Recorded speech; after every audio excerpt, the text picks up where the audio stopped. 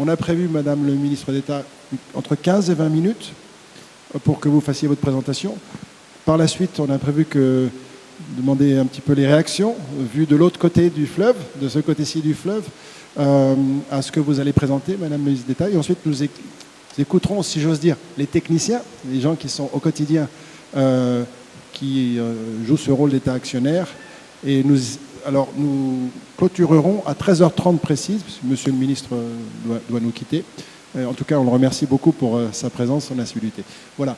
Donc, je vous invite, Madame le ministre d'État, à vous diriger vers le pupitre. Nous allons montrer les slides pour votre présentation. Merci beaucoup.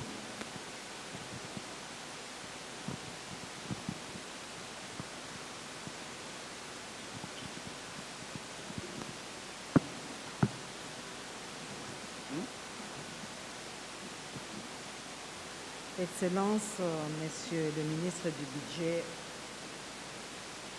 et en charge du portefeuille de la République du Congo et chers collègues, Mesdames et Messieurs, distingués invités en vos titres et qualités respectifs, je m'en voudrais de débuter mon intervention sans rendre grâce à l'Éternel Dieu Tout-Puissant et mon Seigneur Jésus-Christ, maître de temps et des circonstances, et pour les remercier surtout pour le souffle de vie et sa grâce sans cesse renouvelée.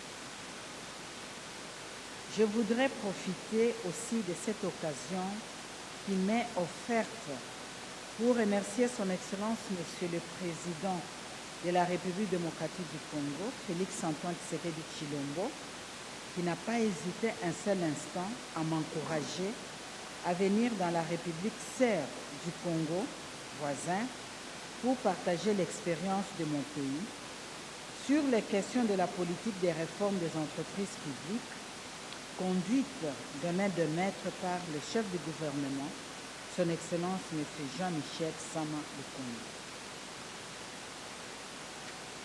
Je remercie enfin, je tiens à exprimer mes remerciements profonds au gouvernement congolais et plus particulièrement à Monsieur le ministre du Budget, Comptes publics et Portefeuille public pour son invitation et les féliciter pour l'initiative louable de mettre en place ces forums des entreprises publiques en Afrique centrale pour permettre des échanges fructueux de nos expériences respectives, puissent ces forums être la plateforme par excellence pour la relance effective de nos entreprises et nos économies. Dans le cadre du premier forum des entreprises publiques en Afrique centrale, nous avons le privilège de partager avec vous l'expérience de la République démocratique du Congo en ce qui concerne le cadre juridique et institutionnel comme socle de la bonne gouvernance des entreprises publiques que les organisateurs de ces forums m'ont demandé de développer au cours du présent forum. Je ne vais pas revenir sur les définitions connues de la gouvernance. Mon exposé est organisé en deux volets qui s'articulent comme suit. 1. Évolution du cadre légal, réglementaire et institutionnel des gouvernants des entreprises publiques en République démocratique du Congo. Et 2. Réforme du portefeuille de l'État engagé en 2008 comme stratégie de modernisation de la gouvernance des dites entreprises. 1. De l'évolution du cadre légal, réglementaire et institutionnel des gouvernants des entreprises publiques en République démocratique du Congo, évaluation à la une des fondements de la bonne gouvernance. Il convient de relever ici une absence d'initiative de réformer le cadre légal, réglementaire et institutionnel de gestion des participations de l'État qui a perduré qu'en 2008, lorsque ont été promulguées les lois sur la réforme du portefeuille de l'État du 7 juillet 2008. Toutefois, il est bon de rappeler qu'en 1978, soucieux de combler le vide juridique qui caractérisait la gestion des entreprises publiques nées de différentes nationalisation opérée par l'État en 1967, application de la loi Bakajika, et en 1973 sur la zarianisation, mais aussi celle créée par l'État. En 1978, une loi a été promulguée le 6 janvier 1978 portant dispositions générales applicables aux entreprises publiques. Ainsi, il s'est observé que dans le même portefeuille de l'État, les entreprises publiques étaient régies par la loi susmentionnée, tandis que les sociétés d'économie mixte et autres sociétés privées répondaient toujours aux prescrits du décret royal de février 1886. En matière de gouvernance, l'on peut déplorer qu'aucune attention particulière n'a été posée sur cette question qui renvoie à l'idée des performances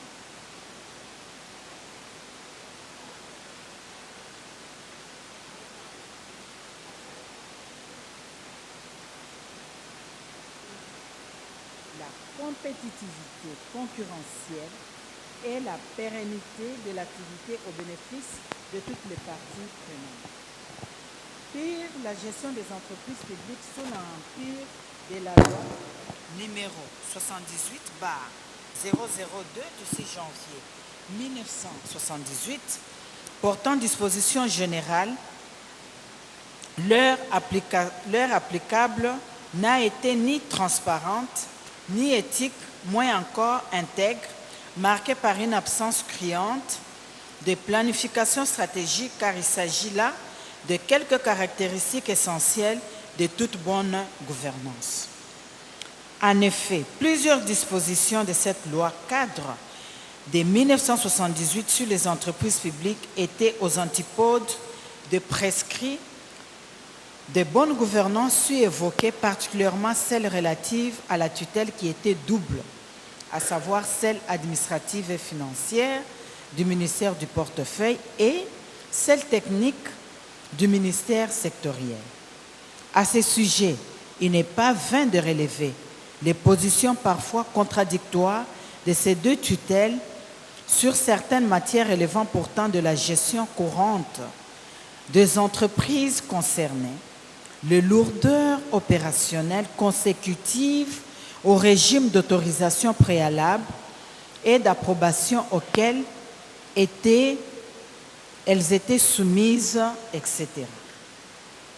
En conséquence, les entreprises publiques se sont effondrées progressivement en République démocratique du Congo, perdant de leur compétitivité, accumulant d'énormes dettes pour un niveau d'activité déclinant au fil des exercices comptables sanctionnant le plus souvent par des états financiers très peu fiables. D'ailleurs, faut-il le souligner, ces états financiers étaient audités et certifiés par des fonctionnaires de l'Inspection générale des finances et du Conseil permanent de la comptabilité au Congo, tenant lieu de commissaire aux comptes. 2.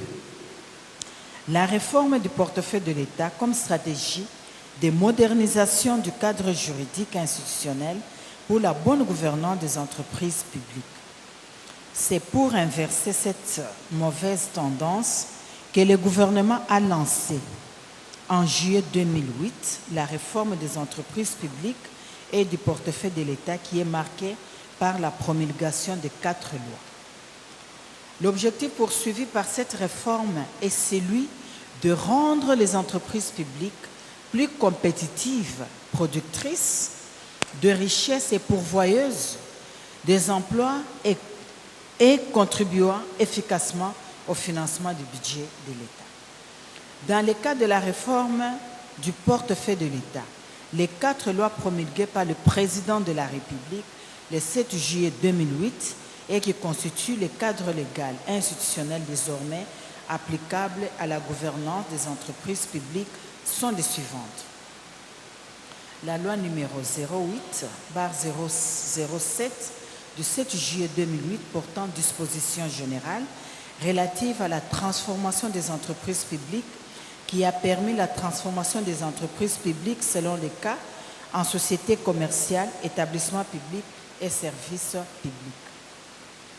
La loi numéro 08/008 du 7 juillet 2008 portant dispositions générales relatives au désengagement de l'État, qui permet et prévoit la procédure de désengagement de l'État du capital ou de la gestion des entreprises du portefeuille de l'État, et également la réalisation de projets de partenariat public-privé, ainsi que la prise, le maintien ou l'augmentation des participations de l'État. 3. La loi numéro 08/009 du 7 juillet 2008 portant dispositions générales applicables aux établissements publics qui fixe le cadre juridique spécifique aux établissements publics, dont ceux issus de la transformation. Ce sont des établissements publics qui bénéficient des taxes de redevance de l'État et sont des prolongements de l'administration. 4. La loi numéro 08/010 du 7 juillet 2008 fixant les règles relatives à l'organisation et à la gestion du portefeuille de l'État, qui définit le contenu du portefeuille de l'État et détermine les modalités de la représentation de l'État actionnaire. Les dites lois assorties de leurs décrets d'exécution ont abrogé la loi numéro 78/002 du 6 juillet 1978 portant dispositions générales applicables aux entreprises publiques. Ce nouveau cadre juridique a entraîné un profond changement de la taille et de la configuration du portefeuille de l'État et a instauré de nouvelles règles de gouvernance des entreprises publiques. Ainsi, sur les 51 entreprises publiques faisant partie du portefeuille de l'État, 20 devraient être transformées en sociétés commerciales, 21 en établissements publics, 4 en services publics et 6 ont été dissoutes et mises en liquidation. Seules 20 entreprises transformées en sociétés commerciales, dans lesquelles l'État est l'actionnaire unique, devraient rester dans le portefeuille de l'État. Les principales innovations apportées par la transformation en société commerciale sont notamment 1. La dissociation de la personnalité juridique de l'État de celle de l'entreprise publique et la séparation des patrimoines qui en découlent. Ce qui devrait mettre notamment les entreprises à l'abri de créanciers de l'État et de fonds retours. Un exemple de succès est la victoire de la Gécamine sur FG Hémisphère. Le cas Gécamine fait désormais jurisprudence à l'échelon international en termes de séparation entre l'État, personne morale distincte de l'entreprise publique.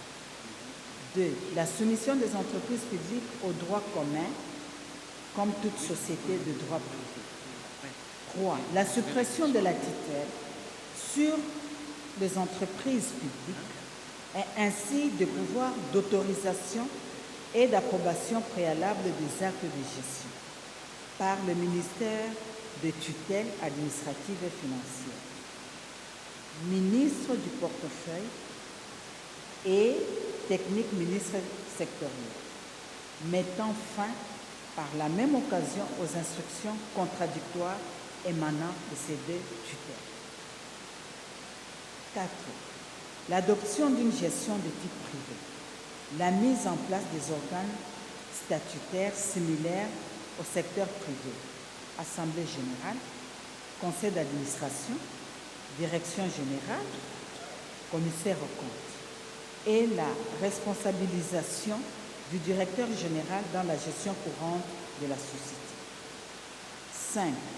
La limitation du rôle de l'État à celui d'actionnaire exerçant le contrôle général de la marche de la société et évoluant ses performances, ce rôle étant joué par le ministre du portefeuille.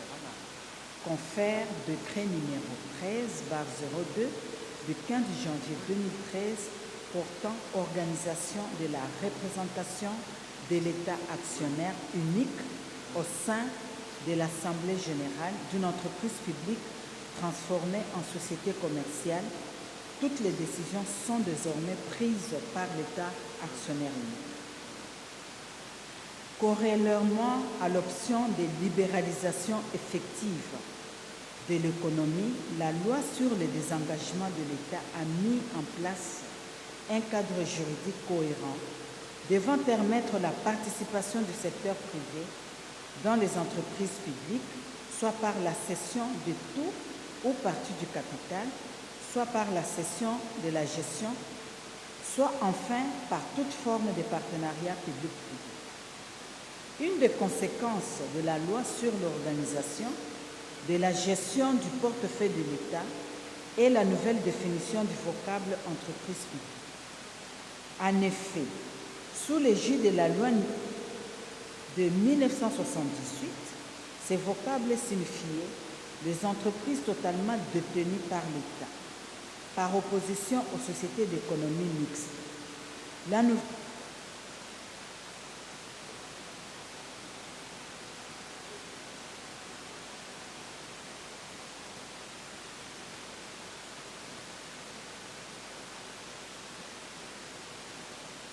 Comme étant toute société du portefeuille dans laquelle l'État détient la totalité ou la majorité des actions. Il ressort que le vocable entreprise publique n'est qu'une autre nature juridique de société ou d'établissement, mais désigne plutôt une société contrôlée par l'État. Les termes publics renvoient à l'État propriétaire ou actionnaire et non au droit qui régit l'entreprise. Aussi, selon la hauteur des participations détenues et donc du niveau de contrôle exercé, le périmètre de participation directe de l'État est formé de 96 sociétés reparties de la manière suivante. 20 sociétés commerciales appartenant à 100% à l'État, issues de la transformation des anciennes entreprises publiques. 4 nouvellement constituées à 100% de participation de l'État. 8 sociétés d'économie mixte dont l'État détient la majorité du capital social. 64 sociétés d'économie mixte à participation de l'État, paritaire 50% ou minoritaire moins de 50%, surtout les sociétés minières dans lesquelles l'État bénéficie sur base du code minier de 5 à 10% du capital social selon le cas. Quant au cadre institutionnel, il est constitué de l'ensemble d'acteurs étatiques qui interviennent dans la gestion du portefeuille de l'État et sur la gouvernance des entreprises publiques. Il s'agit du ministre ayant le portefeuille dans ses attributions pour la gestion et l'administration du portefeuille de l'État. Le secrétariat général du portefeuille qui constitue l'administration du ministère. Les conseils supérieurs du portefeuille, CST, organes du gouvernement qui l'assistent dans l'administration et dans la gestion du portefeuille de l'État, ainsi que dans l'évaluation de la performance des entreprises publiques. Le comité de pilotage de la réforme des entreprises du portefeuille de l'État, COPIREP, organe technique du gouvernement qui les conseille dans les questions liées à la réforme des entreprises du portefeuille de l'État et dans les opérations de désengagement de l'État de ces entreprises. La représentation de l'État dans les entreprises du portefeuille est organisée par la loi numéro 08/010 du 7 juillet 2008 fixant les règles relatives à l'organisation et à la gestion du portefeuille de l'État. L'article 9 de cette loi stipule que les représentants de l'État dans les entreprises du portefeuille sont des mandataires publics, actifs ou non actifs. Le mandataire public actif est celui qui participe à la gestion courante de l'entreprise. L'article 10 indique que les mandats au sein de l'entreprise du portefeuille s'exercent conformément à la législation sur les sociétés commerciales et au statut de chaque société. En la matière, la législation applicable en République démocratique du Congo et l'acte uniforme de l'OADA relatif aux droits des sociétés commerciales et les groupements d'intérêt économique. Au regard de cette législation, les entreprises publiques ont adopté la forme juridique de sociétés anonymes avec conseil d'administration lors des assemblées générales extraordinaires tenues en septembre 2014 lors de la mise en harmonie de leurs statuts sociaux aux prescrits de l'acte uniforme susmentionné. Par ailleurs, quelques textes réglementaires et instruments juridiques ont été institués par la réforme des entreprises publiques pour mieux organiser les rapports entre l'État actionnaire et ses mandataires au sein des entreprises du portefeuille. Ces textes se trouvent dans la présentation que j'ai remise aux organisateurs de ce forum. Je voudrais néanmoins insister sur la question du contrat de mandat institué par le décret numéro 13/055 du 13 décembre 2013 portant statut de mandataire, lequel préconise les droits et les obligations de ces derniers, notamment l'impérieuse obligation de déclarer son patrimoine personnel et familial à la prise de fonctions en qualité de mandataire public. Ce texte soumet les mandataires à une obligation de performance.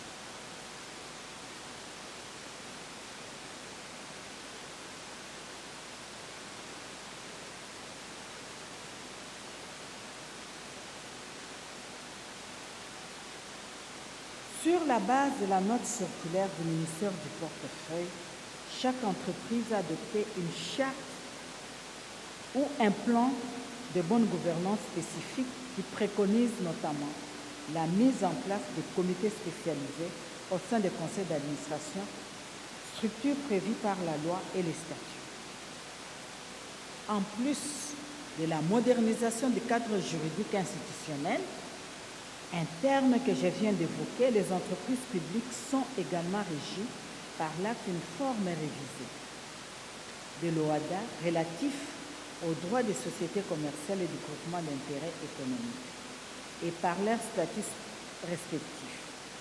Comme toute autre société de droit privé et conformément au statut des sociétés anonymes, les organes sociaux de ces entreprises sont les suivants: l'Assemblée générale, le conseil d'administration et la direction générale.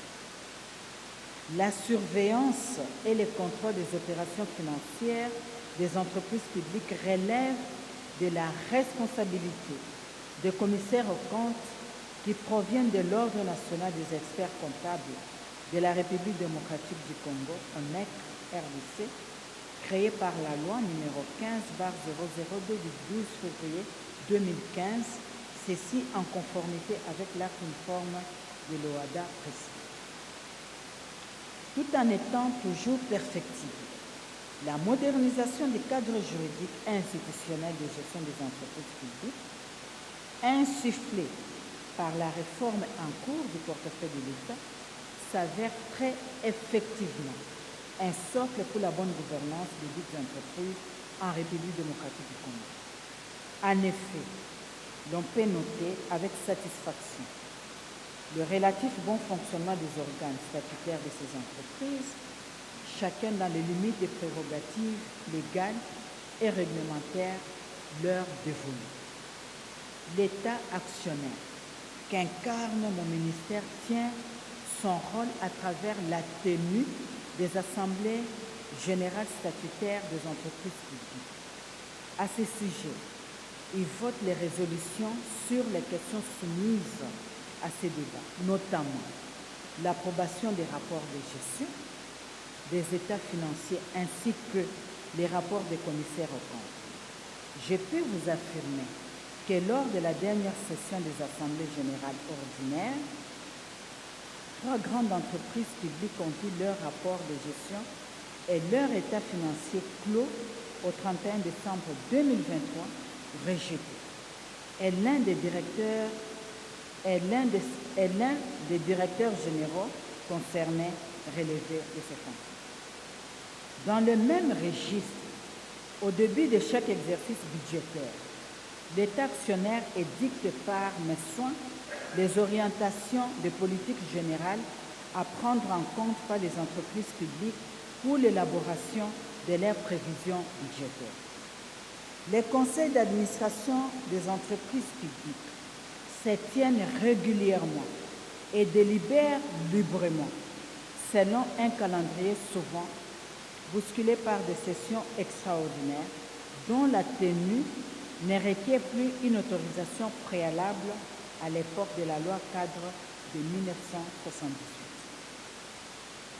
Certaines entreprises publiques ont évolué dans leur gestion prospective et prudentielle en se dotant d'instruments de planification stratégique assortis de plans d'affaires avec l'accompagnement du Conseil supérieur du portefeuille. C'est le cas de SONAS, Compagnie nationale d'assurance, de COBIL, Trader en hydrocarbures, de GECAMIN, la grande société minière opérant dans le cuivre et le cobalt, essentiellement au Katanga, de Congo Airways, compagnie aérienne nationale, de l'île maritime congolaise et la communière qui vise l'exploitation du lithium et de la gaspillerie. Et peut-être que je vais développer ça le temps d'échange. Force est de constater cependant que la plus grande liberté conférée aux organes statutaires des entreprises publiques par la réforme du portefeuille fut évoquée pour implémenter la bonne gouvernance au sein de celle-ci est quelque peu contrariée par les statuts et le comportement de certaines parties prenantes.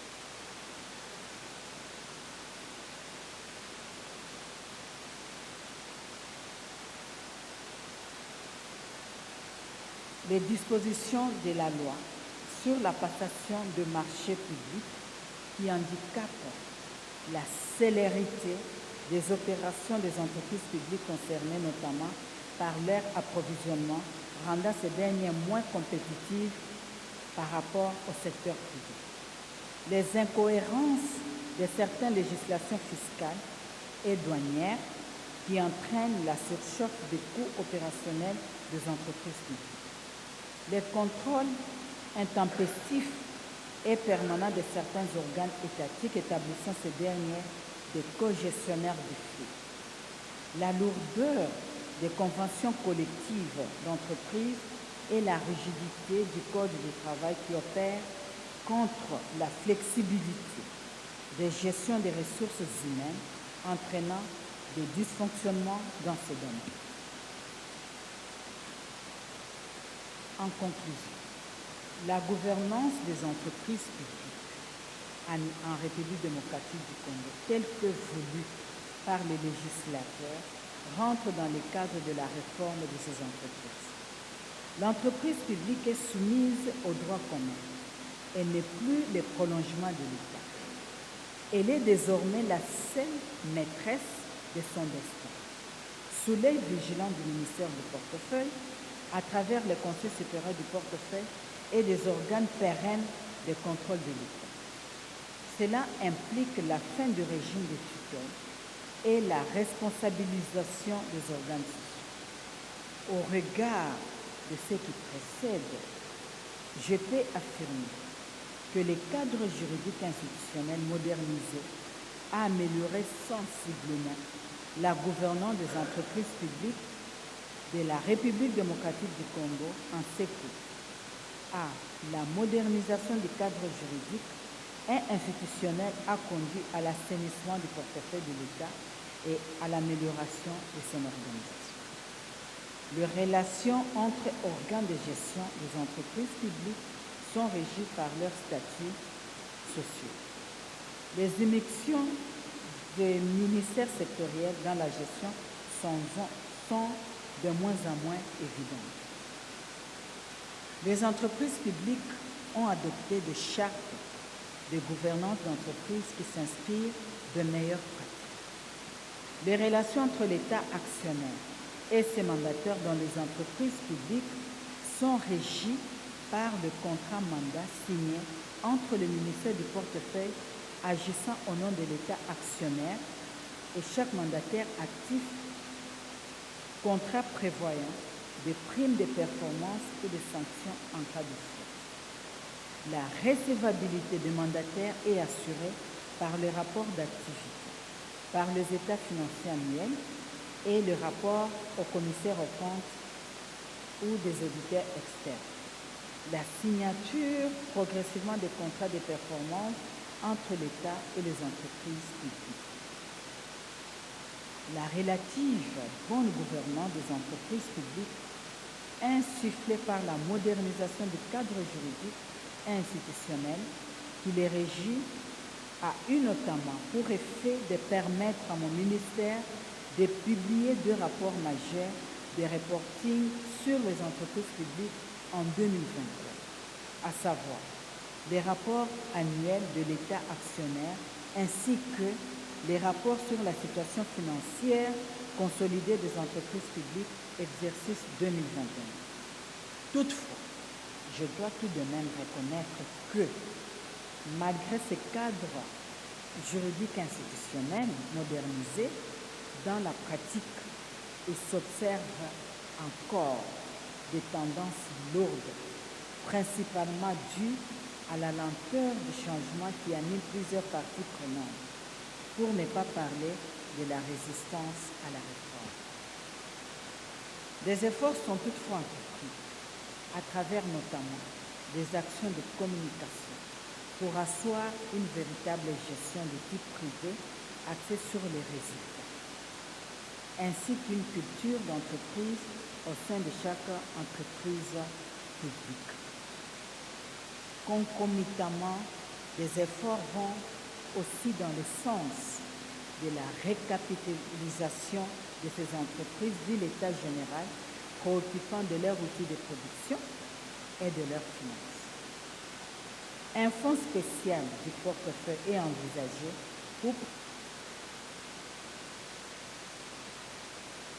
financement des activités des sociétés en difficulté ou apport en capital de certaines sociétés mixtes. Je crois que sans investissement dans l'outil de production, la bonne gouvernance restera un slogan. C'est pourquoi la phase ultime de la réforme dans laquelle nous sommes engagés actuellement consiste à la restructuration de chaque entreprise publique, chacune selon son cas, avec les recours éventuellement au partenariat public-privé. Voilà pourquoi, dans ma délégation, j'ai été accompagnée de mandataires de plusieurs filières, dont le mines, le transport et l'énergie, Régie des eaux et SMI. Je vous remercie de votre attention soutenue.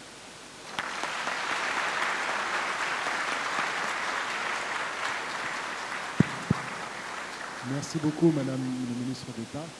C'était un petit peu plus long que prévu, mais je pense que ça valait la peine. Vous avez retracé un historique et beaucoup de réformes, beaucoup de choses qui ont été faites, et je dirais, présentant un panorama équilibré. Vous n'avez pas occulté les défis qui subsistent, et aussi vous avez bien indiqué qu'une grosse partie du travail incombe aux entreprises, mais aussi une autre incombe à l'État lui-même. Alors maintenant, je voudrais qu'on écoute ce que j'appelle les techniciens, les praticiens. On va commencer par M. Zagnoun.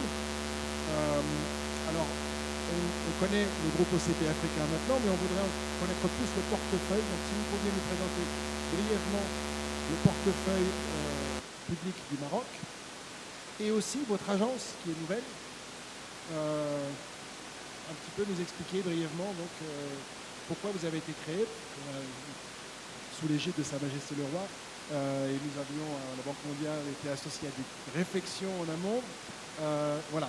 Et j'aurai un peu la même question pour M. Bamba après, parce qu'on vous a entendu hier, mais ce sera intéressant d'écouter, d'en savoir plus sur votre portefeuille. Donc M. Zagnoun, en 6-7 minutes, le portefeuille, et je crois que le micro de M. Zagnoun ne marche pas. Tenez, je vous donne le mien.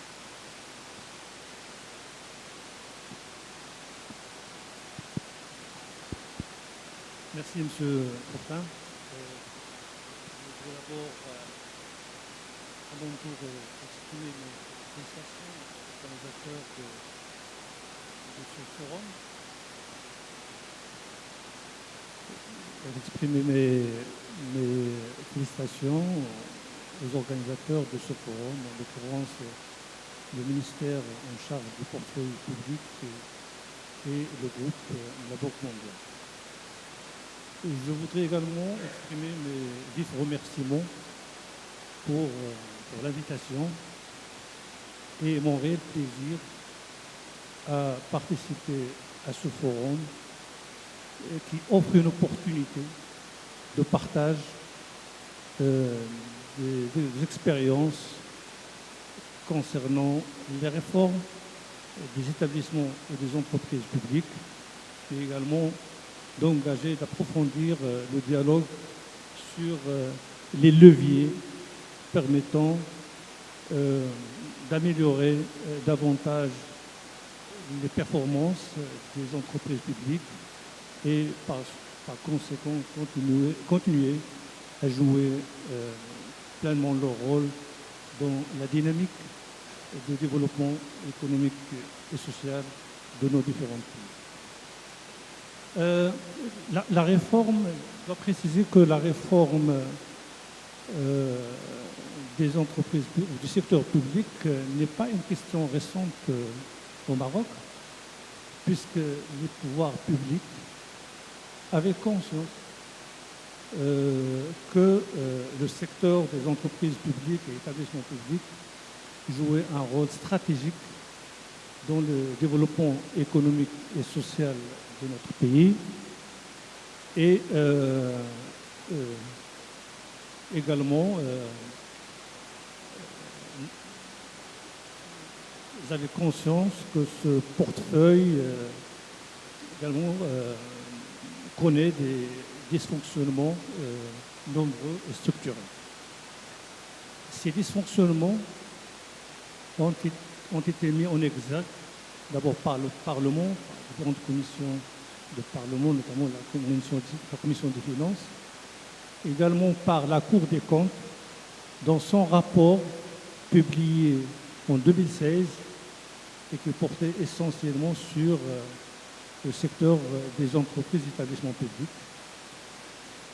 Et également par les recommandations formulées par la commission spéciale chargée du nouveau développement économique du Maroc, instituée par Sa Majesté le Roi. C'est une institution qui a un caractère consultatif et qui avait comme mission d'opérer un diagnostic et une caractérisation objective et responsable de la situation du secteur public, notamment des entreprises publiques, et avec audace et avec franchise, et de formuler des recommandations nécessaires. Alors, ces dysfonctionnements concernent essentiellement... Il faut redémarrer ça, sinon ça va pas, sinon ça bugue. Mais là, je sens un bip là-bas. Je sens un bip. Ces dysfonctionnements concernent essentiellement la gouvernance, l'insuffisance des voies, un mode de gouvernance inadapté, le manque de synergie,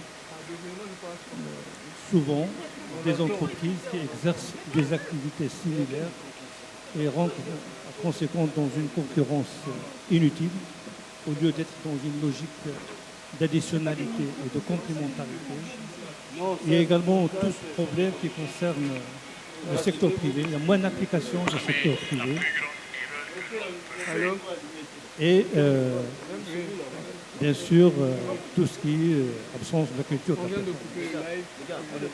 Alors, cette prise de conscience également est portée par Sa Majesté, par la plus haute autorité du pays, puisque les orientations royales prodiguées à l'occasion du discours du trône de juillet 2020 et également le discours adressé au Parlement la même année ont mis en exergue la nécessité d'engager une réforme profonde et une redéfinition substantielle et équilibrée du secteur public avec un suivi rigoureux de la performance de ces entreprises.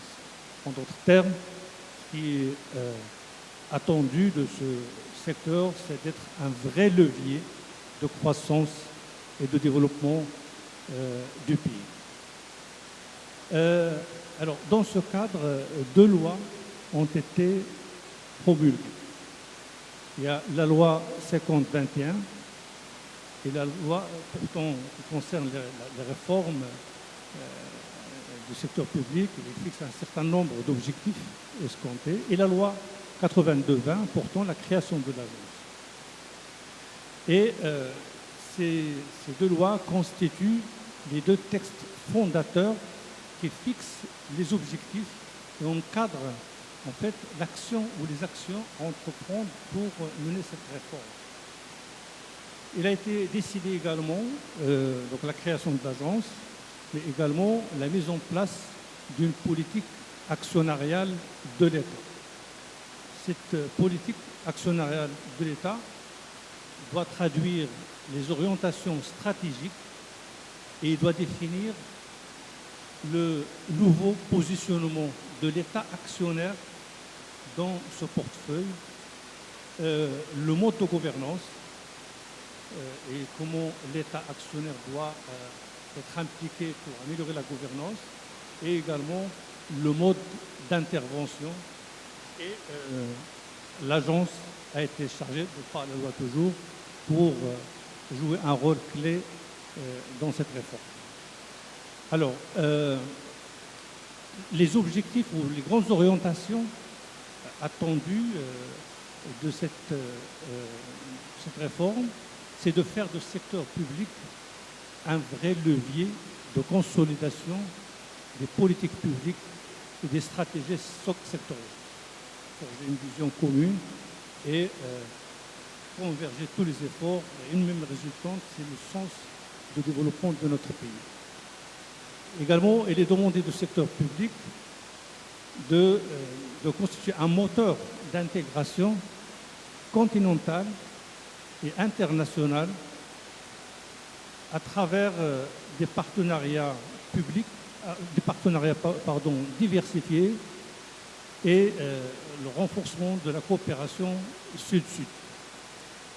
L'autre orientation concerne d'opérer une gestion dynamique de ce portefeuille, dans le sens où il faut être dans une logique de complémentarité avec le secteur privé et de mettre en place une stratégie de sortie de l'État de tous les secteurs d'activité dans lesquels il n'est plus additionnel et de passer progressivement le relais vers le secteur privé. Parce qu'on est convaincu que le développement du pays ne peut pas se faire uniquement avec une seule jambe, que le secteur public.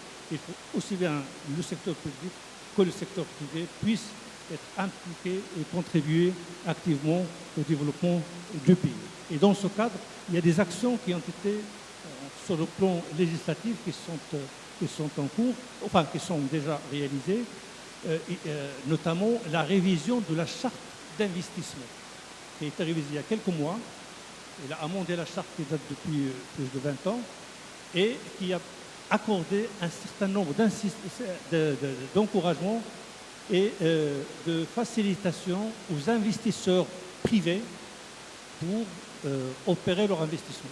Et de même, il a fixé un objectif à l'horizon 2035 pour que le secteur privé contribue à hauteur de 2/3 des montants d'investissement réalisés contre un tiers pour le secteur public, c'est-à-dire inverser la tendance actuelle où le secteur public contribue à hauteur de 2/3 de total investissement réalisé et le secteur privé d'un tiers. Peut-être je reviendrai sur ce point tout à l'heure. Et puis l'autre orientation, c'est de faire du secteur public un vrai moteur et pour accompagner, un vrai levier pour accompagner les territoires dans le cadre de la mise en place de la régionalisation avancée. aujourd'hui, le pays donc, est organisé en 12 régions. Chaque région a élaboré son plan de développement régional, donc il a identifié un certain nombre de projets avec les montants nécessaires d'investissement. Mais le rôle du secteur public, c'est d'accompagner ces régions en mettant à leur disposition l'expertise qu'il faut, le conseil, l'orientation, une offre globale intégrée qui peut renfermer aussi bien le volet financier que le volet expertise. L'objectif attendu, c'est que à travers ces régions, d'opérer une transformation économique et sociale réelle à travers la création de valeur, la création d'emplois et notamment dans les zones reculées, ce qui va permettre d'assurer une équité territoriale et d'endiguer l'exode rural du monde rural vers le monde urbain. L'autre action également, ou orientation, concerne l'amélioration du mode de gouvernance. Là aussi, je peux revenir tout à l'heure pour développer davantage toutes les actions entreprises pour mettre en place une gouvernance adaptée, conforme aux standards internationaux. Voilà, M. Fortin, juste... Merci, M. Zagnoul. Répondre à votre question. Oui, merci beaucoup. Donc maintenant, je me tourne vers votre homologue, M. Seydou Bamba. Même question. Pouvez-vous nous donner faire le panorama du portefeuille public, celui dont vous avez la charge, en Côte d'Ivoire, s'il vous plaît? Alors, juste pour le portefeuille. Oui, le portefeuille, juste rapidement. Le portefeuille est composé de 57 établissements publics et entreprises publiques, dont 15 établissements publics. Il est catégorisé en 5 macro-secteurs. Un secteur qui concerne les mines, l'énergie, l'eau et l'industrie. Et dans ce secteur, on retrouve l'OCP, mais également l'Office national de l'eau et de l'électricité, l'Office national chargé des hydrocarbures, etc. Il y a également le secteur d'infrastructures qui regroupe toutes les entreprises qui opèrent dans l'aérien, notamment tout ce qui est l'Office des aéroports, la compagnie aérienne et l'ONCF, les ports, les aéroports, le secteur finance qui regroupe 5 fonds d'investissement, avec y compris le groupe Caisse de dépôt et de gestion et 3 banques publiques, le secteur chargé de l'aménagement territorial et de l'agriculture, et un secteur qui concerne tout ce qui est télécom, numérique et les médias. Voilà. Merci, M. Zagnoun. Donc, M. Bamba. Merci beaucoup. Je m'associe donc au directeur général du Maroc pour adresser tous mes remerciements aux initiateurs de la cérémonie.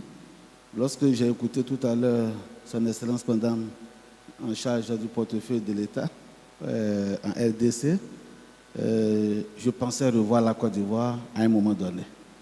Et j'ai senti un diagnostic sans complaisance qui montrait déjà toutes les problématiques de gouvernance qui s'opposent ou bien qui s'opposeront globalement à nos États. J'ai noté dans son intervention, comparativement à la Côte d'Ivoire, il faut dire que c'est depuis 1962 que nous avons commencé à légiférer sur le portefeuille de l'État. Nous sommes actuellement à la 5e loi. Nous avons une moyenne d'une loi revisitée chaque 12 ans. C'est seulement la dernière loi de 2020, compte tenu de quelques difficultés que le pays a dû traverser, que nous sommes allés au-delà de cette moyenne de 12 ans pour revisiter chaque année nos lois. Bon, j'ai noté aussi dans l'intervention de Madame le ministre qu'au Congo, que l'État a sonné entre 5 et 10%. À la différence de la Côte d'Ivoire, c'est 10% dans le secteur minier. Donc, toutes les sociétés minières qui passent de la phase d'exploration à la phase d'exploitation, l'État a d'office 10%, indépendamment si la société minière nationale, qui est la SODEMI, peut prendre aussi d'autre part. Donc, c'est un peu cette différence que j'ai notée. La loi que nous avons prise en 2020, c'est que nous avons tenté d'abord, les raisons profondes qui ont milité en faveur de la prise de cette loi en 2020, c'était déjà de corriger les insuffisances que nous avons constatées sur les lois de 97-500 de 97. Et aussi, deuxièmement, il fallait aussi tenir compte des évolutions en termes d'amélioration de la gouvernance depuis la loi de 97. Et troisièmement, nous avons eu la chance de pouvoir implémenter notre première stratégie où nous avons tenté de benchmarker les meilleures pratiques de gouvernance dans des pays similaires comme la Côte d'Ivoire. Et nous avons, à travers cette loi, encadré et donné une base légale à certaines problématiques de gouvernance que nous avons déjà commencé à implémenter. Donc cette loi aujourd'hui, elle est fonctionnelle avec ses décrets d'application. Donc je suis parfaitement d'accord avec ce que Madame le ministre a indiqué, que sans un cadre juridique cohérent, il ne peut y avoir de gouvernance parce que la loi permet d'encadrer les pratiques et donner le niveau de responsabilité à chaque acteur, à chaque partie prenante au niveau donc de la gouvernance de nos sociétés. Revenant donc sur la consistance de notre portefeuille, il faut indiquer qu'en Côte d'Ivoire, nous avons d'abord 87 sociétés. Dans ces 87 sociétés, nous avons 52 entreprises publiques. Bon, sans pour autant rentrer un peu dans les questions de sémantique sur la notion d'entreprise publique, mais ce que nous appelons comme entreprise publique, ce sont d'abord les sociétés d'État. Nous en avons 28, c'est-à-dire 100% du capital détenu par l'État. Nous avons 19 sociétés où l'État est majoritaire, 5 sociétés contrôlées par l'État et enfin 35 sociétés minoritaires. Bon, ce portefeuille aujourd'hui a un capital consolidé d'environ 760 milliards de francs CFA, avec un chiffre d'affaires cumulé en 2022 d'environ 7 500 milliards de francs CFA. Donc, il a connu une hausse de 38% de 2021 à 2022, avec un résultat net cumulé de 793 milliards, dont soit une évolution de 52% de 2021 à 2022.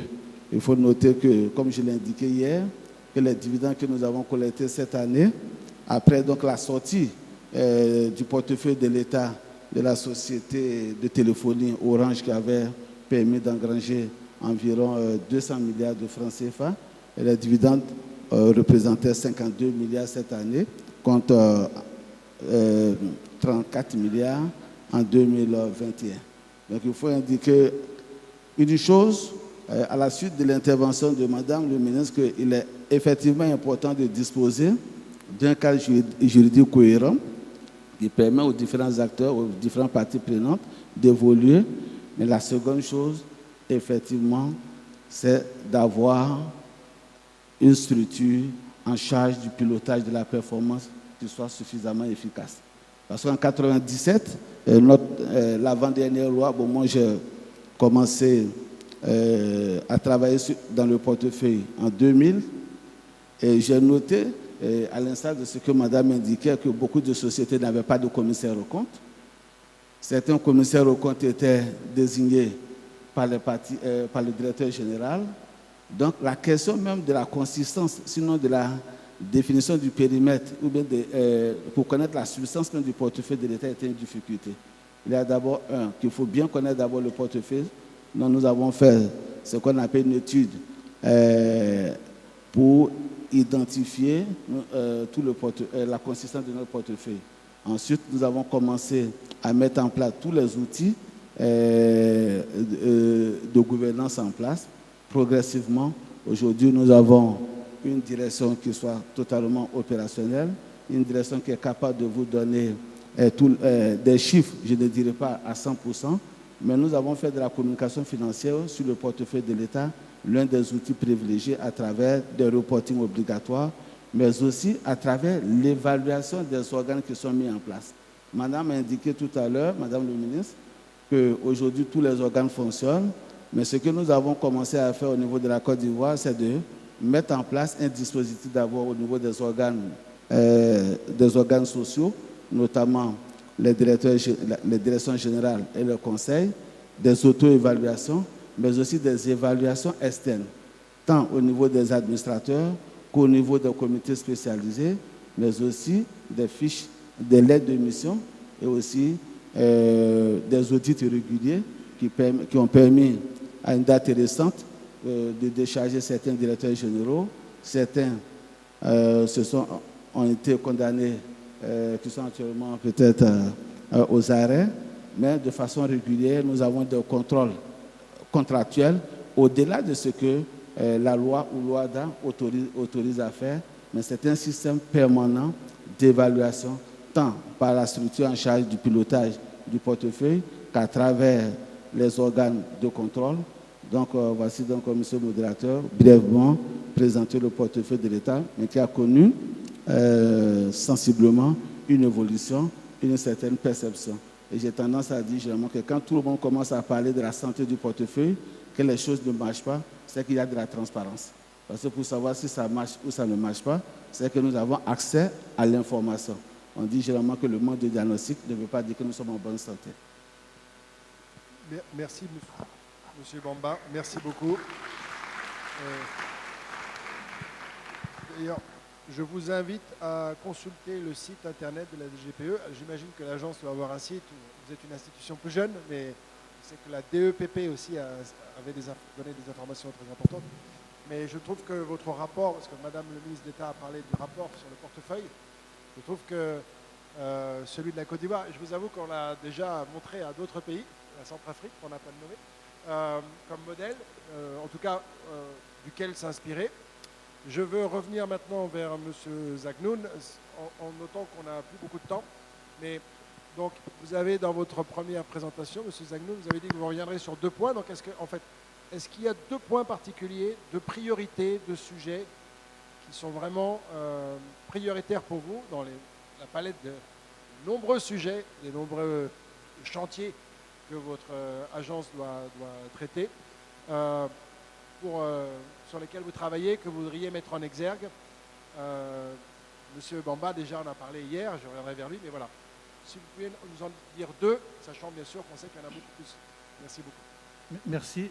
D'abord, je rappelle que l'agence incarne, de par la loi, incarne le rôle de l'État actionnaire.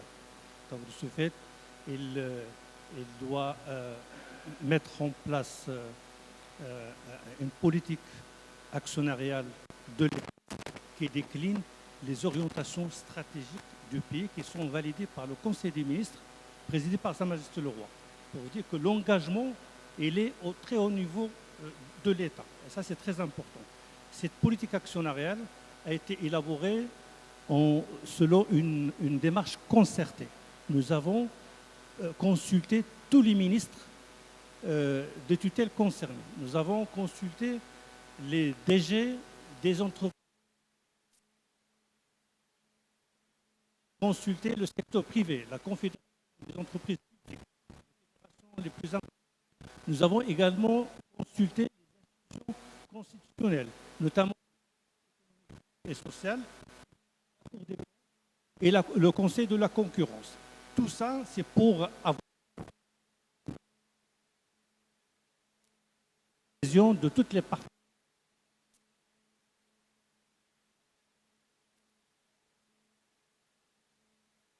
Et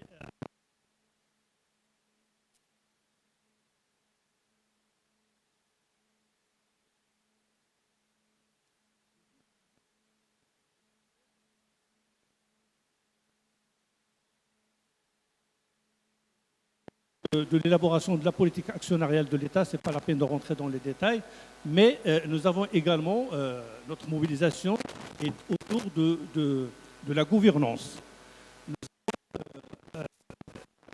Donc,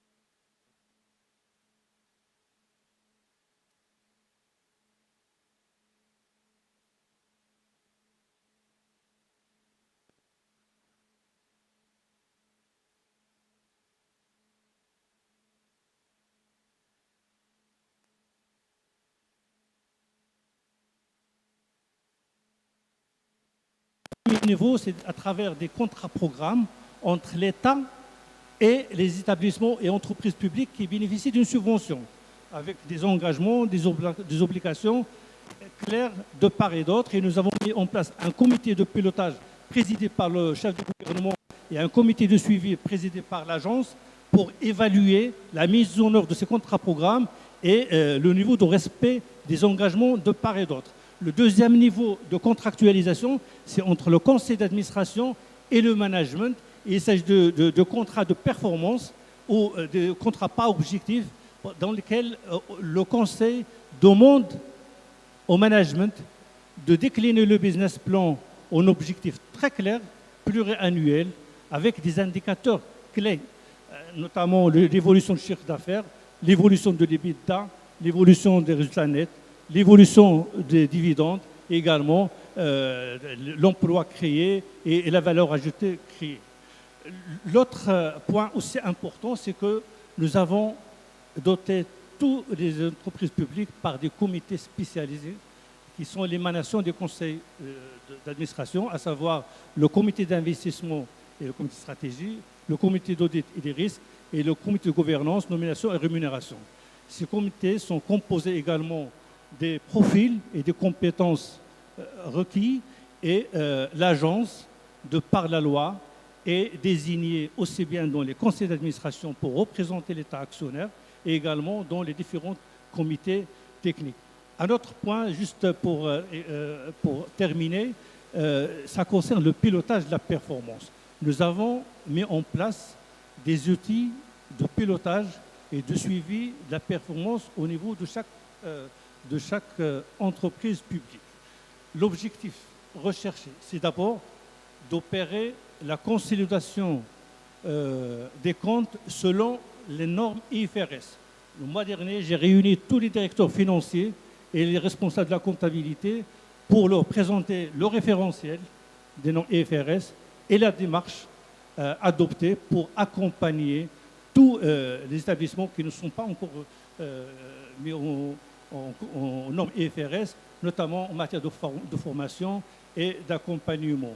Nous avons également diffusé une procédure à l'ensemble du périmètre qui définit le mode de désignation des administrateurs indépendants, également des comités techniques, mais également une procédure qui définit surtout les critères de désignation de ces administrateurs.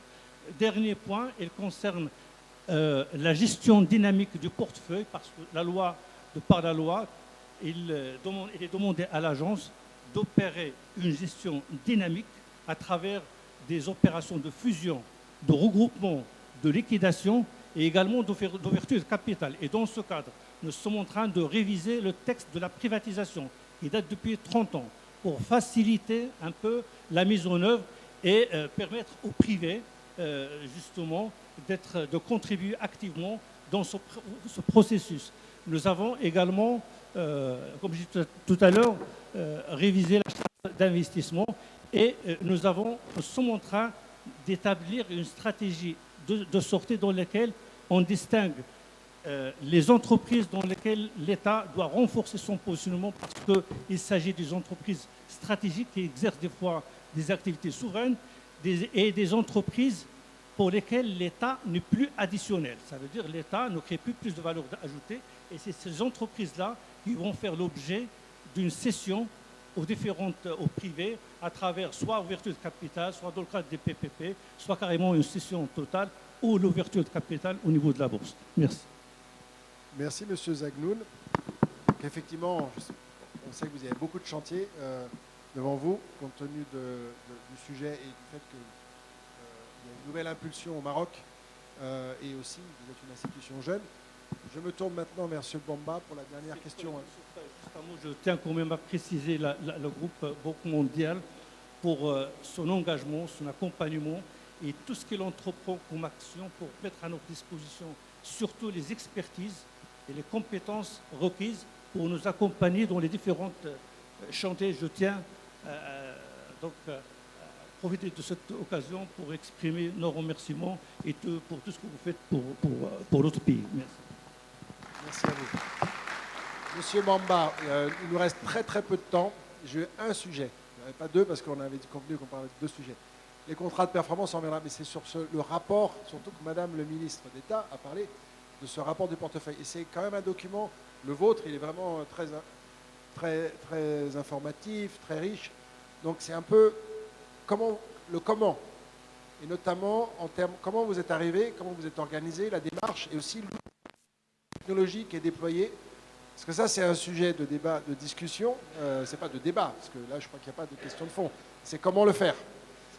Voilà, c'est en 3-4 minutes maximum, s'il vous plaît, pour ne pas faire retarder Monsieur le ministre du Budget. Merci beaucoup. Donc, comme j'indiquais tout à l'heure, à la suite de Madame le ministre, que d'abord le cas juridique est très important. Mais je note qu'aujourd'hui, à travers les benchmarks que nous faisons, que le disposer d'un cas juridique cohérent n'est plus la problématique, puisque nous pouvons nous inspirer de ce qui se fait dans différents pays et disposer d'un cas juridique qui est déjà applicable. Mais une chose que le cas juridique soit applicable, une autre chose est de pouvoir l'appliquer. Et cela, c'est ce qui a justifié un peu l'un des éléments sur lesquels nous avons eu à travailler. À chaque fois que nous faisons une stratégie, on essaie de travailler aussi sur la structure en charge du pilotage donc, de la performance, sinon du suivi des entreprises, à travers d'abord la structure organisationnelle. J'ai indiqué ça hier, qu'il fallait mettre en place une organisation qui puisse permettre de répondre aux attentes de nos autorités par rapport au portefeuille. Ce qui est commun dans tous les pays, c'est que tout le monde dit que le portefeuille est mal géré. Ça, c'est un peu ce qu'on entend au niveau du peuple. Mais personne ne vous dira on est mal géré par rapport à quoi. Donc, il est clair qu'il faut qu'on ait des objectifs, qu'on ait des stratégies, qu'on puisse dire ce qu'on attend. Et dans nos stratégies, au niveau du rapport que nous appelons le rapport sur la situation économique et financière, c'est que d'abord, c'est une obligation juridique, puisque le ministre en charge du portefeuille de l'État doit présenter en annexe à la loi des finances de l'exercice N+1 la situation du portefeuille pour l'exercice N-1. Donc, au fort de cela, il y a un certain nombre d'informations à minima que l'autorité en charge du portefeuille doit porter à l'attention des parlementaires, des représentants du peuple. Initialement, c'était un rapport pour nous avant 2011 qui faisait environ 10-15 pages. Aujourd'hui, nous sommes à 200 pages. Et 200 pages, nous avons des directions sectorielles.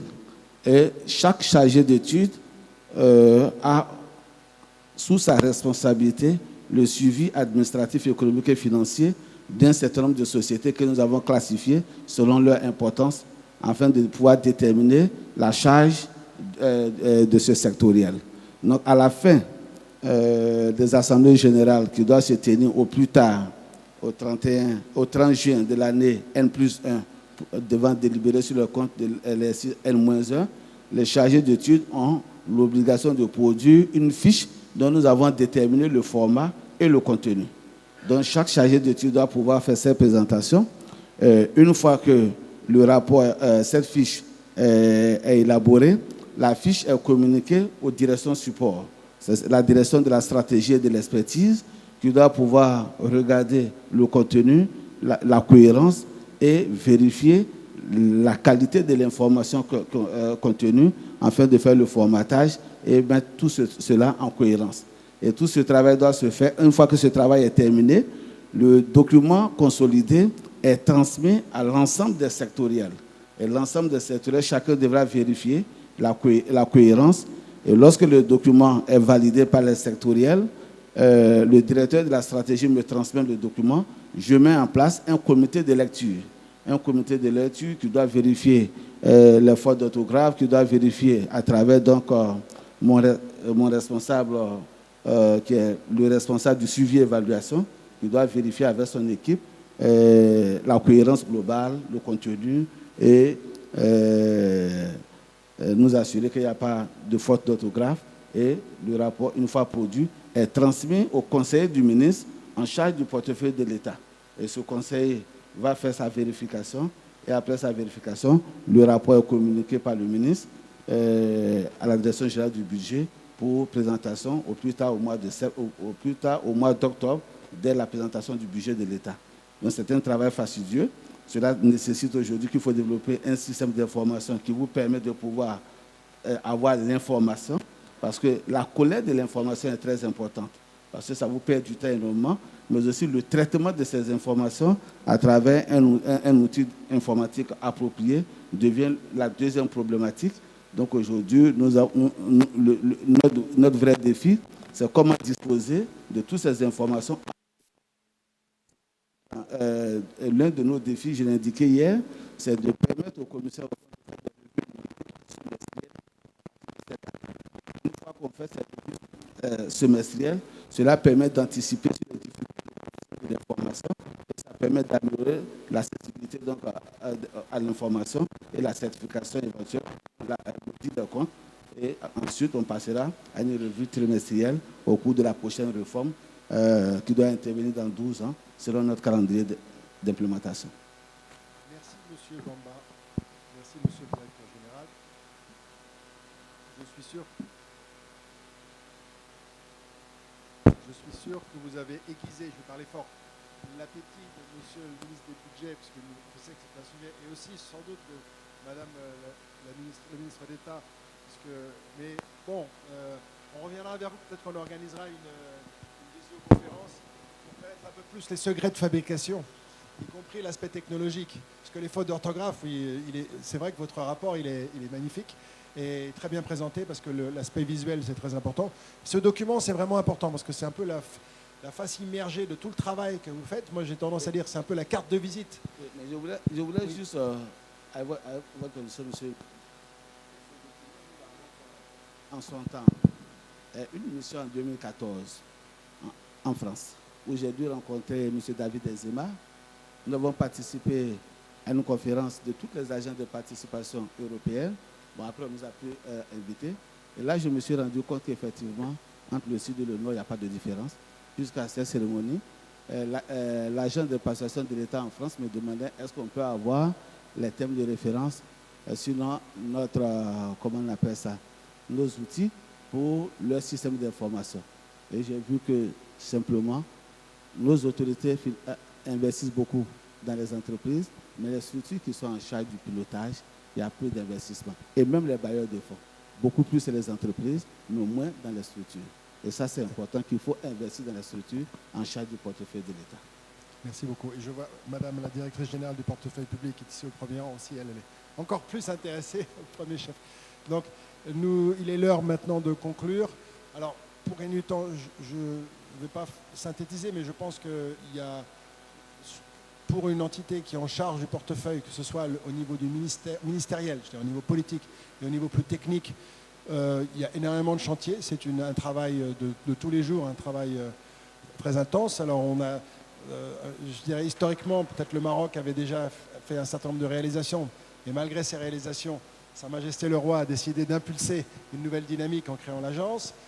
La Direction générale du portefeuille de l'État, déjà hier, vous nous avez parlé de certain nombre d'initiatives. C'est un combat de tous les jours. Je ne sais pas, Madame le ministre d'État, si vous aviez peut-être une ou deux réflexions. Je ne sais pas si vous avez quelque chose en réaction à ce que vous avez. Est-ce qu'on peut donner un micro à Madame le ministre d'État, s'il vous plaît, très brièvement. Peut-être pour...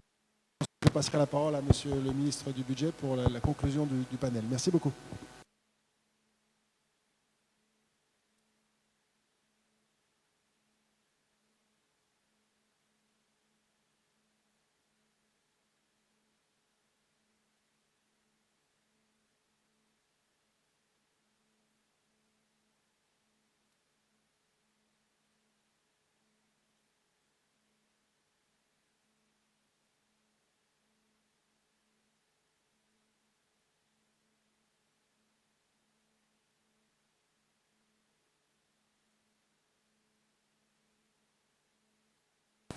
En RDC, je dois vous avouer que toutes ces entreprises ont leur potentialité de pouvoir voler de ses propres ailes. De différentes filières, comme je l'ai dit, que ce soit du secteur minier, énergie, transport, finance et assurance. Et ça, c'était de 1. De 2, l'handicap est qu'une entreprise commerciale ne peut pas travailler comme à son temps où l'État était providence. Parce que à ce stade, l'État joue triple rôle comme État propriétaire ou actionnaire puissance public, l'État comme client et propriétaire. Et en ces temps, certaines entreprises ont pu avoir des difficultés parce que l'État comme client, le temps de répondre à ses engagements et que l'État se présente comme puissance publique. À ce moment-là, maintenant, l'entreprise qui est appelée à être commerciale trouve quand même certains obstacles dans le cadre de la compétitivité et de l'émulation avec les entreprises du secteur public. Et de deux aussi, comme je l'ai dit, et qu'il y a un produit, par exemple, qui est en vente, les entreprises privées jouent sur le temps. Et pour les entreprises publiques qui doivent être réellement commerciales, doivent passer par la procédure de la passation de marché qui traîne, il faut dire, 3 à 6 mois pour avoir l'avis des non-objections. De 3, il y a aussi la peur entre les animateurs. Je dois vous avouer que pour mon collègue de Brazzaville, à ces stades des réformes, en tout cas, vous devez tenir ferme. Ne pas céder aux intimidations, ça arrive, au découragement, parce que des fois, l'obstacle est interne. Entre les ministres sectoriels, aucun ministre ne va accepter que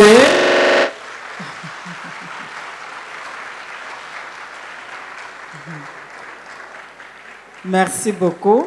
Aucun ministre secteur ne va accepter que tout soit chapeauté par le ministre du portefeuille en tant qu'actionnaire unique. De deux, il y a au sein des entreprises elles-mêmes, nous avons les syndicats. Les syndicats ont peur des réformes parce que pour eux, ils considèrent des entreprises toujours comme providentielles. Et quand ces entreprises maintenant doivent s'exercer à des conditions commerciales, dans des business, tout, les syndicalistes ont peur. Ils vont vous brandir le code du travail, les conventions. Et dans ces conventions-là, on tire les entreprises à la médiocrité pour ne pas pouvoir décoller.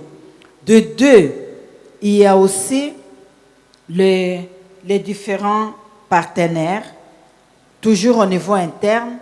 Je peux donner l'exemple de la Régie des eaux en RDC. Aujourd'hui, la Régie des eaux a fait beaucoup de prouesses parce que la Régie des eaux est en phase opérationnelle de la digitalisation. Donc, ce qui veut dire que même quand on parle de la réforme de l'investissement, il y a aussi des conditions sine qua non où on doit arriver à former les ressources humaines dans le personnel à niveau. Nous avons peut-être des personnels qui étaient engagés en 1980, 1970. Aujourd'hui, quand vous leur parlez de la digitalisation, ils sont personnels dans l'entreprise, mais ne savent pas donner le meilleur d'eux-mêmes. C'est-à-dire qu'ils ne répondent pas au cœur de métier. C'est des personnels qui sont passifs, inactifs et qui arrivent à bloquer aussi ces processus sans ne pas les déclarer.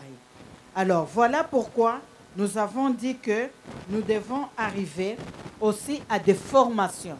Et il y a aussi un élément qui est indispensable, d'arriver à renouveler l'outil de production. Par exemple, pour les entreprises minières, dont le directeur général est dans la salle, nous devons avoir des usines modernisées.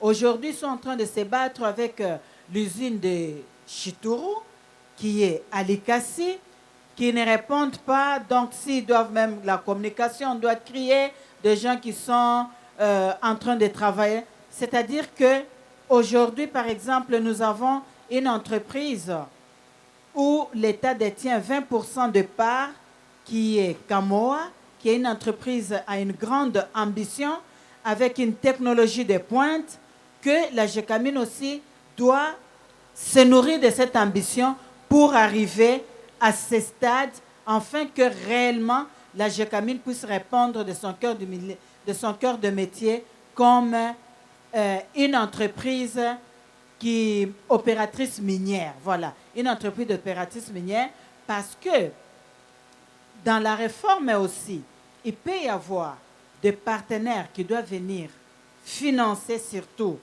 dans le cadre minier, mais même le code minier dit, quand bien même ces partenaires viennent, eux-mêmes d'abord doivent faire preuve d'une expérience dans la production minière. Mais il y a d'autres qui doivent avoir des capitaux qui viennent pour financer, mais n'ont pas l'expérience dans cette exploitation minière, ce qui veut dire leurs capitaux pour les entreprises minières, c'est vraiment un désert. Il faut répondre qu'il y ait un oasis de paix pour arriver à répondre à cela. Alors, Madame la ministre, je vous prie de m'excuser, mais dans 5 minutes, nous commençons les sessions de l'après-midi. Juste pour vous dire, si vous pouviez conclure, s'il vous plaît, Madame la ministre d'État. Merci beaucoup. Je pense que j'ai bien voulu, pour terminer, en disant, comme Mineta de la République démocratique du Congo, je suis très optimiste pour les réformes et qu'à ce jour, nous, on a dépassé l'étape de la modernisation pour ce qui concerne le point de vue juridique et que nous, en RDC, nous sommes au niveau de la restructuration de ces entreprises du portefeuille. Donc, je dois souhaiter aussi un bon espoir à mon collègue de Congo-Brazzaville pour arriver aussi à franchir et beaucoup plus, je l'ai dit, d'expérience parlementaire parce que j'ai fait 21 ans à l'Assemblée nationale avant d'être nommé Mineta au portefeuille, de préparer aussi le parlementaire pour qu'elle soit sensible à accepter cette réforme. Parce que des fois, il peut y avoir un lobbying de mandataires qui doivent travailler avec les parlementaires pour empêcher cela, parce qu'ils trouvent que cette réforme, c'est un danger pour eux. Donc là, ayons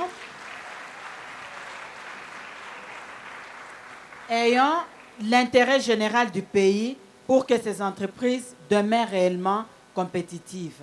Je vous remercie. Je parle beaucoup. C'est nous qui vous remercions. Merci beaucoup. Monsieur le ministre, pour conclure cette session très riche. Merci beaucoup, merci. J'aimerais surtout remercier la ministre d'État qui nous a honorés par sa présence et par sa brillante présentation sur le panorama de la situation de la RDC, de nous aider à faire des bons en avant et de capitaliser en fait sur cette expérience pour ne pas retomber dans les pièges que nous tend le chemin de la réforme qui est encore sinueux et qui est, comme vous le savez, très très difficile. Et donc j'entends m'inspirer de tous vos conseils ici pour aller de l'avant. Je veux aussi remercier M. Zagnoul qui vient de l'Agence des participations du Maroc, de tout ce qu'il a pu nous dire. Nous allons prendre les documents et puis enrichir notre propre parcours à venir avec votre exemple enrichissant. Je veux remercier aussi M. Sekou Bamba qui, par sa qualité plutôt d'opérationnel, puisqu'il est aussi responsable de l'agence de participation, et surtout sa capacité à mettre en œuvre la politique de portefeuille de la Côte d'Ivoire. Et on l'a si bien suivi avec le rapport sur la base duquel nous allons nous inspirer aussi pour produire un premier rapport, espérons-le pour 2025, sur la gestion de portefeuille chez nous. Je voulais donc dire que toutes ces présentations nous ont donné des instruments pour vraiment aller de l'avant. Et j'aimerais revenir sur 5 points.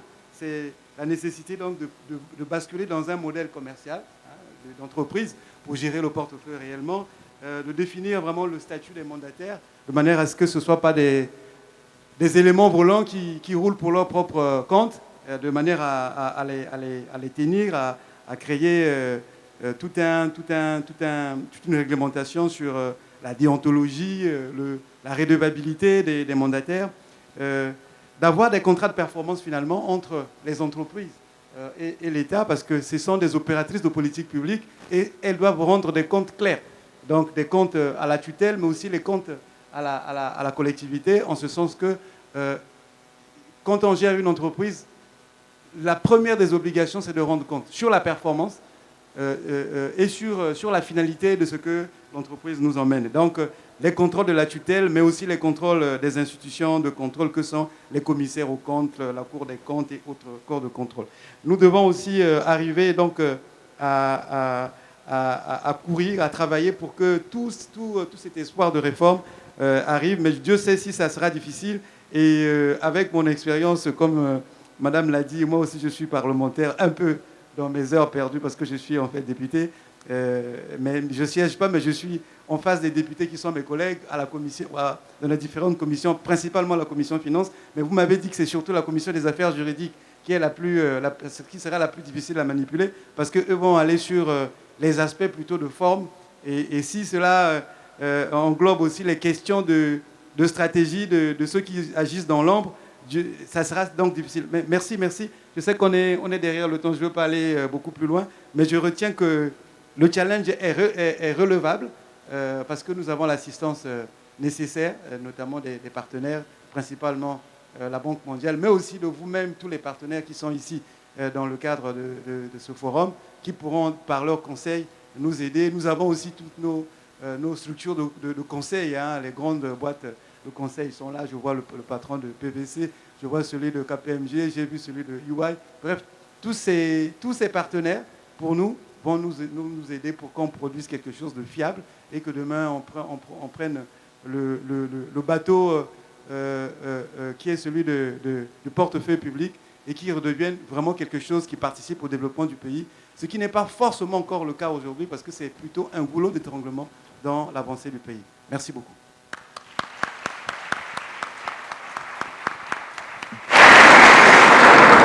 Merci beaucoup aux panélistes, merci aux modérateurs, merci en tout cas pour ces brillantes présentations. Alors, le ministre du Budget, des Comptes publics et du Portefeuille public va se retirer, le modérateur également. On va prendre la pause déjeuner à 14h, ce qui signifie qu'on a 15, sinon 13 bonnes minutes. Est-ce qu'on ne peut pas tricher s'il y a des questions en souffrance pour qu'on les pose justement et qu'on profite de ces 12 minutes? Est-ce qu'il y a des questions dans la salle? Non. Merci. Il n'y a pas de questions. Donc, on libère tous les panélistes. Merci beaucoup. On va donc prendre la pause à 14h. C'est pour 1 heure. On revient dans la salle à 15h pour la 3e session. Merci.